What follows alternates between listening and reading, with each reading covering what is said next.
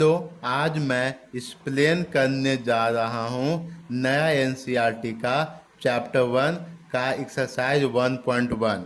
इसमें से हम देखेंगे कि ये जो घर है, ये रूम जो है वो रेहान का रूम है। यहाँ पे रेहान रहता है, जिसमें ये जो है वार्डरोब है रेहान का। ये जो है उसका बेड है। तो इसमें देखेंगे कि इसमें कुछ क्वेश्चन दिया हुआ है। ये फिगर 1.3 है।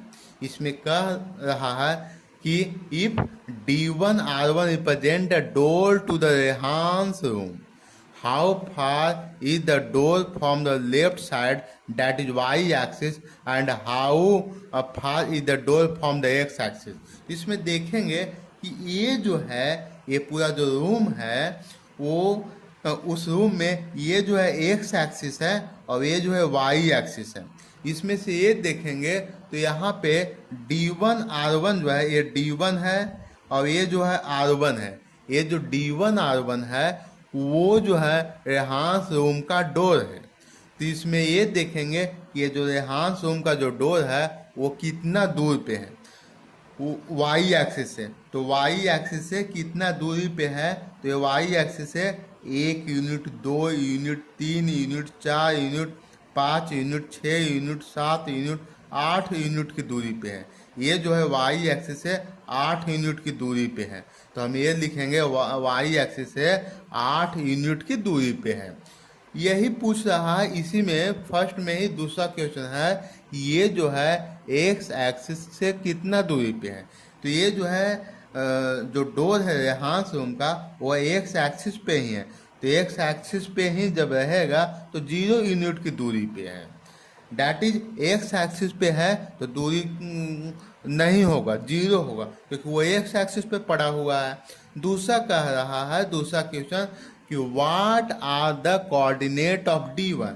ये D1 का कोऑर्डिनेट क्या होगा। तो जब भी हम लिखेंगे कोऑर्डिनेट लिखाता है तो x, y के फॉर्म में लिखाता है, जो कि ये जो डोर है वो y एक्सिस पे है तो y 0 हो जाएगा, तो x कोई पॉइंट होगा।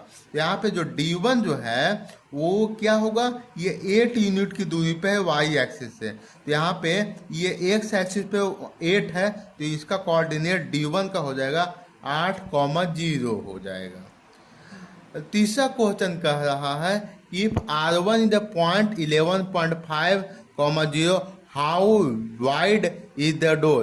Do you think this is a comfortable width for the room door? If a person in the wheelchair want to enter the room, he or she will able to do so easily? यहाँ पे देखेंगे तो यहाँ D1 जो है और R1 जो है वो क्या है, डोर है। तो D1 और R1 जो है, R1 का जो कोऑर्डिनेट है वो 11.5, 0 है और D1 का कोऑर्डिनेट है वो 8 है, 8, 0 है।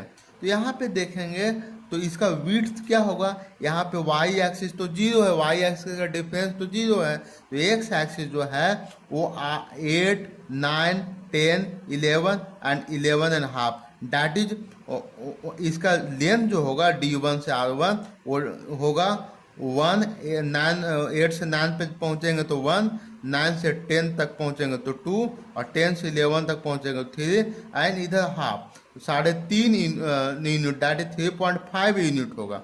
ये जो है 3.5 यूनिट होगा। और दूसरा देखेंगे इसमें कि इसका विड्थ जो है वो कितना हुआ, 3.5 यूनिट। इसका विड्थ जो है 3.5 यूनिट होगा। और इसमें कह रहा है कि क्या इससे व्हील चेयर पास हो जाएगा। तो इसमें व्हील चेयर यदि हम वाई एक्सिस में देखेंगे तो यहाँ पे जो बेड है रेहांस का, बेड का विड्थ है वो कहाँ से कहाँ जा रहा है, 5 से 8 तक जा रहा है, डैट इज 5, 6, 7, 8। तो यहाँ जब 5 से 8 तक देखेंगे तो ये जो यहाँ देखेंगे इसका विड्थ और इसका विड्थ लगभग बराबर है।